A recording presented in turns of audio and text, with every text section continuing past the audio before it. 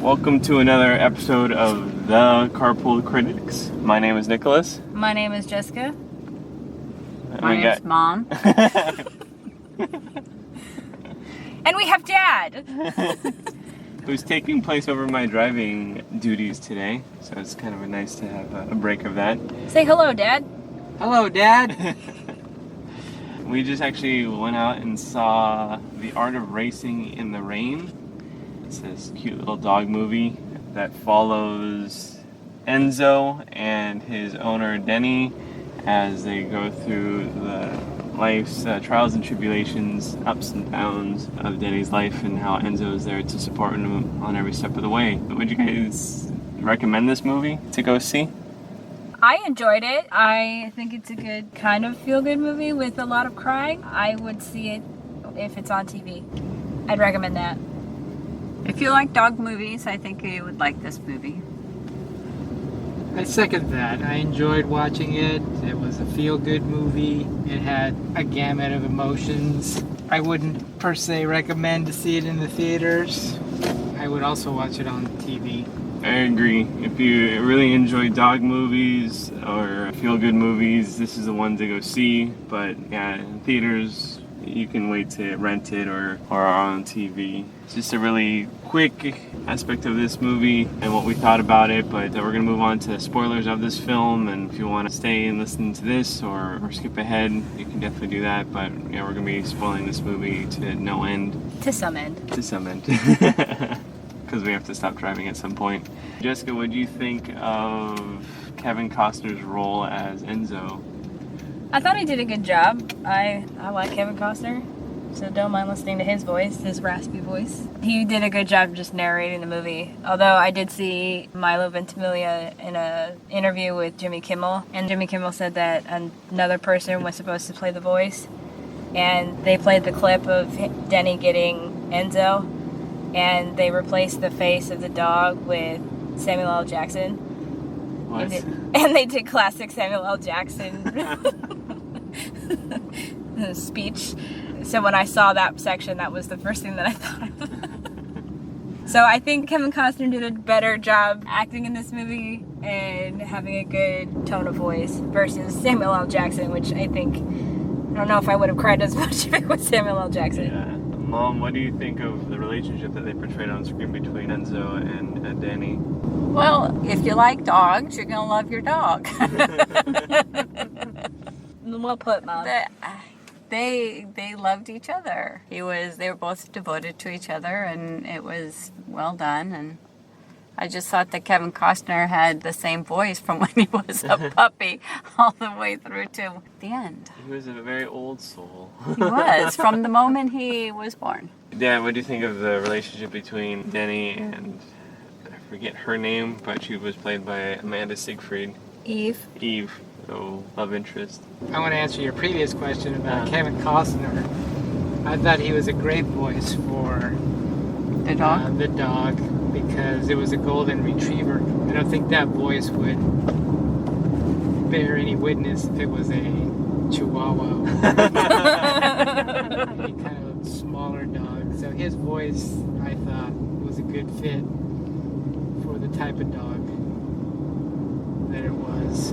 The relationship between the boy and girl in the movie, yeah, it was typical. You see that in Love Story. But I like how they threw the angle of the dog getting jealous when that relationship took place, and hearing the dog's perspective on that relationship that boy had with girl. So there's a lot of comical banter that you heard from the dog that I thought was kind of cute. One thing for me going into this movie is that the dog dies, but having that twist of Eve dying, Yeah. and that really showed the relationship and how the relationship grew between Enzo and Eve, Right. because they didn't really have that good relationship at the beginning, and how it progressed in that point where he ended up being her watchdog. But there was a jealousy at the beginning, because the jealousy at the beginning was his attention was being split between Eve and Enzo. So because of that jealousy, Enzo didn't like Eve right away. But then they get married and he's kind of warming up. But then once they had the baby, then he saw her in a whole different light. And then he knew things were happening because dogs smell disease on people, which they kind of brought that in. And then he just knew that he had to not only guard the baby, but guard Eve as well. Right. Also, I wanted to bring up, kind of switching gears, as the person with the most racing experience in this car, what do you think of the racing scenes, Mom? Well, I like the racing scenes. I just was disappointed because they kept talking about Sears Point and Laguna Seca, and I was hoping that, well, Sears Point, the Sonoma racetrack, I was hoping that they would show it, but they didn't show it because those were my racetracks. For those of you listening, my mother used to babysit at the racetrack. And they would go to the racetrack a lot. So my mom, when she was in high school, would go to the racetrack a lot. Because the parents would work the races. So that's why our mother has the most racing experience out of everybody in this car. Yes, I do. They were called stock cars back then. So there was with the interesting twist of Eve dying, that puts Denny in an interesting predicament between him and his in-laws with the fight of custody of the daughter. I was wondering what you thought of that whole process, Ted, if you were ever put in that situation. Well, that would be a very tough situation to be put in, the love of your kid and being taken away, and I thought they portrayed those sentiments pretty good. It was gut-wrenching, to say the least. You felt for the dad, he just lost his wife, and now all of a sudden the in-laws want to take his little girl away, and I think he portrayed his pain really well, in my opinion. Did you feel joy when he ended up winning the case? Yeah, absolutely, at the end. So they ran you through the roller coaster of, should he sign over custody or should he just battle to the end? And so the analogy of racing terms compared to everyday life terms came into play in this movie a lot too. I'm sure you all got that too. Right, and it was predictable because they mentioned that the dog would say, well, Eve told you needed to finish the race. And so when he went full force, he ends up winning the race, which was the custody battle. And then, like Dad said, that ended up paying off in the long run. I do want to take a step back, though, Jessica. With everything, there needs to be an antagonist, and it's very difficult to put the antagonist as life in this film, or just the grandparents, but what did you think of Enzo's antagonist with the zebra? I love the zebra. So Enzo kept calling the grandparents the twins because they looked alike. They would dress alike. So he kept calling them the twins, which I thought that was funny because he didn't like the grandparents, which is Eve's parents. So I really liked that aspect of it because anytime he referred to them, it was always the twins. But then they end up giving their granddaughter, which I can't remember her name. The granddaughter. Yeah. Eve and Denny's daughter, they gave her a stuffed zebra. And something about the zebra set the dog off. Like, he just didn't like it. It ended up becoming this whole battle in Enzo's head about who was going to win, which it's like, it was kind of funny because when he had that hallucination moment and the zebra was attacking the other stuffed animals, and then Enzo was saying that it was the zebra who did it, but obviously he got blamed for it. I like that whole sequence of how this inanimate object, but he's a dog, so he doesn't understand that, where it's just this is his foe. And then again, when Denny has to sign those papers to give custody, because he decided that he can't win the race. So he's going to give custody over to the grandparents, but then Enzo sees the pen that he's using, and it's that animal pen where the zebra goes from one side down. And he's like, no! I can't have the zebra win again! Right. So then he takes the papers and rips it up, which ended up being better for Denny, because then he was able to get his daughter. He was able to turn his life around. It's a long-winded way of saying that I like the little, The zebra. yeah. I mean, So who ended up destroying all the stuffed animals? he did. Enzo did. Enzo did. Yeah. Yeah. He Because just he was doesn't hungry. remember? Yeah, he was hungry. He was just- alone in the house for 40 hours. Just delusional. Yeah, so he doesn't remember doing it. He just remembers, he thinks that the zebra did it. But, I mean, we've all been around dogs, and they all have some fear of some inanimate object. Or going to swimming pools, Right. you know.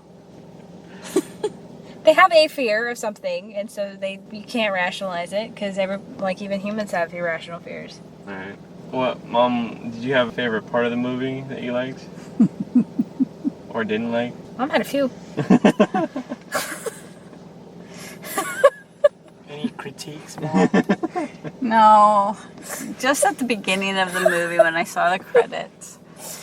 We had a hard time getting into this movie because when Dad went to go buy the tickets, what did he say? He said he wanted tickets for The Art of Racing in the Sun. And which we the started laughing. Yes, and it's like it's The Art of Racing in the Rain. And so then we get the tickets, and Jessica puts it in her pocketbook because we're going to just go later that evening.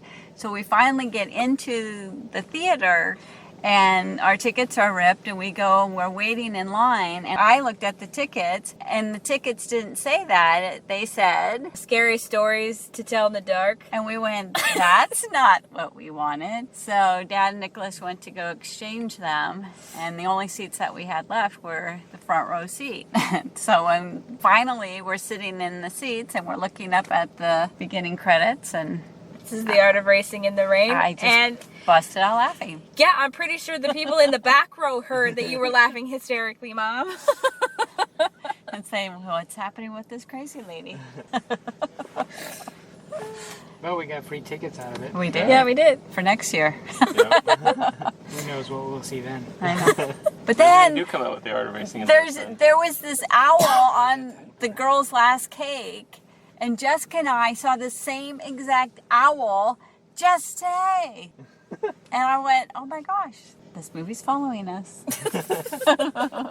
My favorite part of the movie was just the whole deal of the dog talking to the theater audience, whereas the actors in the movie could not hear what he was saying. And I've always wondered what a dog is thinking.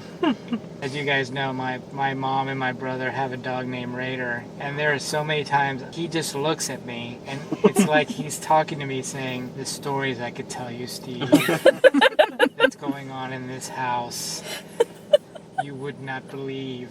I mean, you could see it in his eyes. He wants to talk, but he can't. So I can just envision Kevin Costner talking out of Raider's mouth.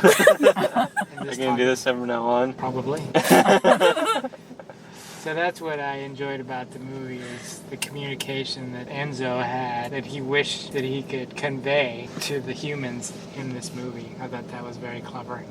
How about you, Bud? Well, I'm glad you asked me about the zebra question, because the zebra parts were actually my favorite. So when he has that hallucination moment where he hears the music coming from the girl's room, and then he sees the zebra coming and doing kung fu style moves, and then destroys all the animals, and then Commits Harry Carey. He tears himself open.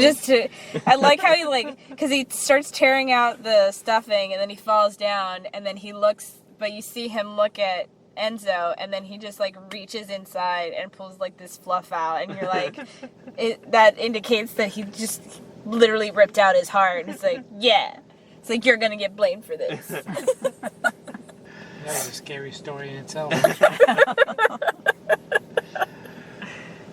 Mine actually is under the same concept. It's during the legal battle between the in-laws and Danny over custody over the daughter. The daughter doesn't really know what's going on, and so they're trying to keep it from her, but the dog knows. And as we all know, you take on the persona and the fears and hatreds and joys of the owner, like the Art of Racing in the Rain, or if you don't like the in-laws because of what they're putting your owner through at that point. He was begging for Pepper, knowing what it would do to him, so he could just completely ruin the new carpet that was cleaned.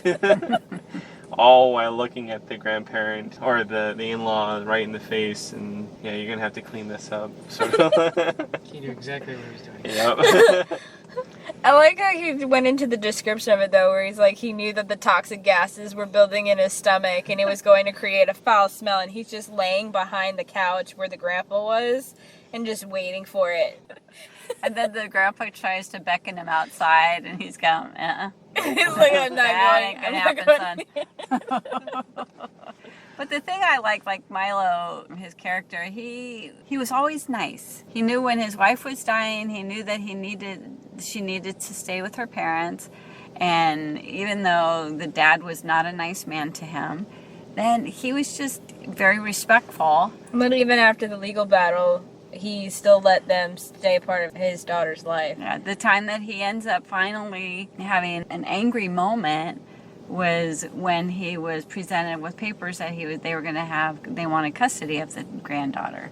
And so that's when he kind of lost it. But up to that point, I mean, he was respectful in front of his daughter. He was, even when the 90 days were up and he had custody back, just visitation rights, he was able to, he never spoke negatively against them. Mm-hmm. He Yeah. did lose his cool though a little bit when they found all those stuffed animals all shredded up, and he lashed out at Enzo. Yeah. Yeah, but those are the only two moments. But I mean, he had the fear factor of he realized that his dog had been alone for 40 hours, so he had already kind of had this pent up rage because he didn't know that his wife was sick at that point, or what she had at that point. And then again, when he just lost his wife and he's being presented with these papers, I mean, he had some justification for it, but he did. I agree with you, Mom, when he had the visitation rights, he blamed the courts, not the grandparents, on why she has to live with the grandparents. Because he said that that's what happens when kids' mommies die, Right. is the court has to decide who the child's going to live with. So he didn't blame the grandparents. So she didn't know that it was them that is putting her through this. And that was never a continuing theme throughout the movie, was because Danny was a race car driver. They said the best race car drivers live in the present. They don't dwell in the past or think too far forward in the future. Mm-hmm. They made sure to implement that, and so you knew exactly, even though Danny wasn't really stating that you got that from Enzo the dog. Well, again, because he kind of stated, I think he stated at the beginning of the movie, but he said that he really wanted to make sure that he had the imprint of what was going on in his life, because he heard that It's not the end. it's not the end, but no, that When you dogs die. can come back as humans. Mm-hmm. So he wanted to, but he knew that if he was reincarnated, he wouldn't remember. So he wanted to have it imprinted into his soul. So when he did become a human, then it would be imprinted. So that scene 8 years after Enzo dies, then he meets this kid. Very Named predictable. Yeah, named Enzo. But it's that moment. It's almost like a dog's purpose, but instead of it being the dog that reincarnates into another dog, it's Enzo reincarnates into human Enzo. Right. When Milo said, "And who should I make it out to?" And you're going, "Come on, you know! It's Enzo! He has the same color hair!" Did you see the trailer? So, yeah, it's kind of predictable. But Yeah. Well, I mean, going into it, you knew what you were in for, but even still, it was a tearjerker in itself, and it was a nice movie. yeah, it was. Especially that last scene where Enzo's driving and with Danny for the last time in the car, and Well, it's the top first time down. that he was on the racetrack, which is what he always wanted, was to be on the racetrack. Right. But yeah, anything more you want to add about this? Like I said before, it was a good movie. I'd probably just give it 3 stars. I don't think it's going to win any Academy Awards. Right. But it was entertaining. As you all know, in this car, I'm not a dog person, but I'm not a dog hater. I'm not a dog person. But the dog, Enzo, he grew on me. It was very comical at times, and like I said before, the movie was based on his perspective of what was going on, Mm-hmm. and I thought that they portrayed that really well. So yeah, I probably would rent it. It would be a rental for me. Yeah. Well, you guys, any final thoughts, Mom or Jessica? I enjoyed it. I thought it was good. It hit all the emotional points that I knew it was going to hit. I went into this movie expecting to cry and expecting Enzo to die. The Eve one threw me, but I enjoyed it. I would definitely, if it's on TV, I'd probably see it again. Dad said he'd never get a dog because dogs are bad luck. Enzo's good luck, though. Enzo's good luck. Enzo dies, Eve dies. Come on. But without Enzo, you don't meet Eve. No, I enjoyed it. I think I would also wait for it to come out. It's not a big deal. Unless you have some time to kill and you add the movies.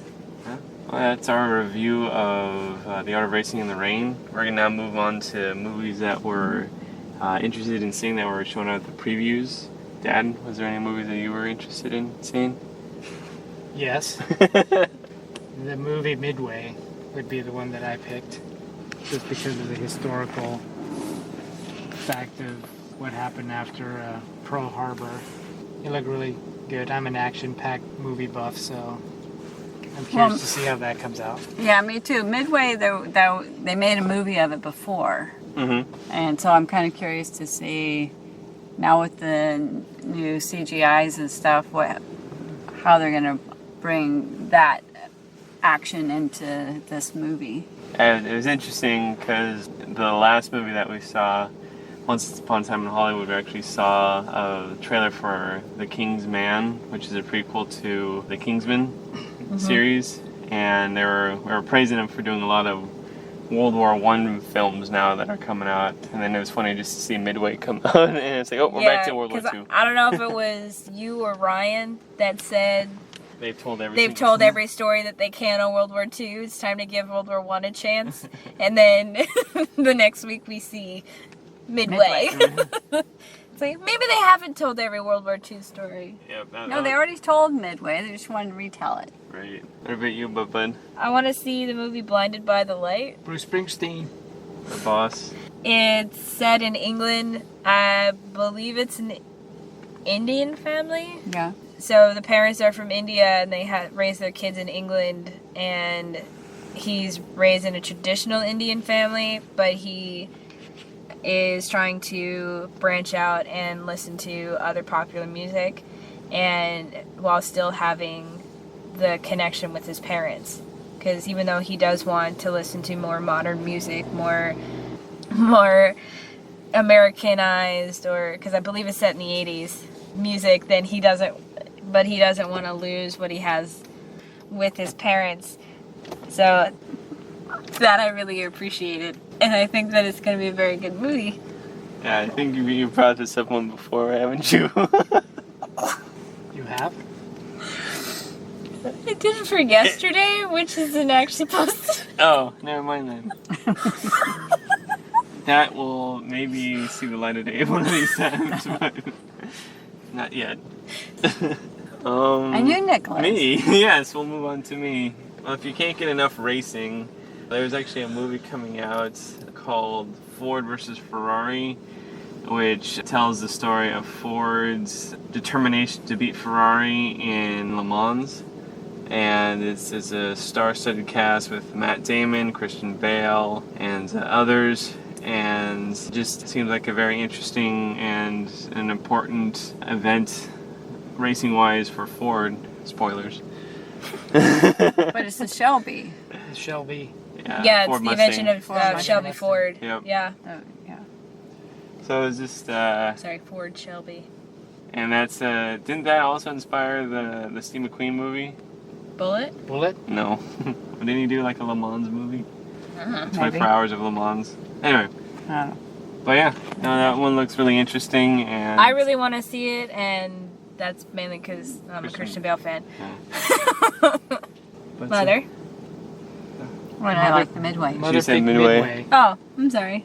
Yeah, Clearly I'm paying attention. yeah, you should. No, I Say didn't. Midway again. Oh, Midway, Mom, that's a good idea. Dad, you should have said that.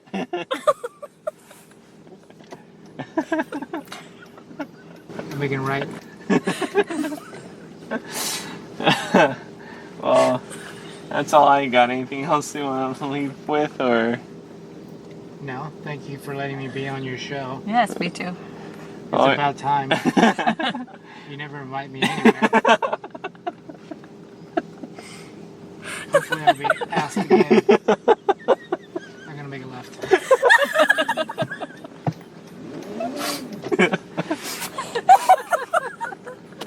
What's so funny? You guys don't like the way I drive?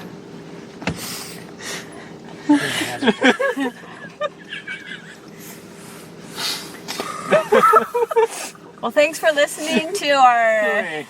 podcast You're taking over Nicholas. of the Carpool Karaoke. Karaoke, we haven't started The singing yet. Carpool Critics Where the V. for the asking of the rain and the sun, but not the moon. Well, we appreciate you guys being on here. They're never gonna ask us back. No, Now we know why you never asked us. No, like we. Oh, there's a car behind us. So, but no, yeah, we said in our previous that you guys inspired us for movies, and we'd love to have you on as guests again. You guys were fun. Sure. Right. I'll believe it when I see it.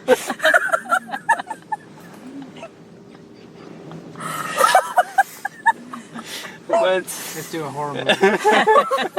Scary stories? That's what I thought we were doing. That's what my ticket said. No, I wanted to see a dog movie. but this was actually we should reintroduce ourselves, but I guess we're good. I'm Dad. Mom. I'm Jessica. And I've been Nicholas. Thank you for listening. To our crazy family. This is the Carpool Critics. Please like, share, and subscribe. And yeah. Peace out. Bye. Bye, everybody. Can I turn off the car now?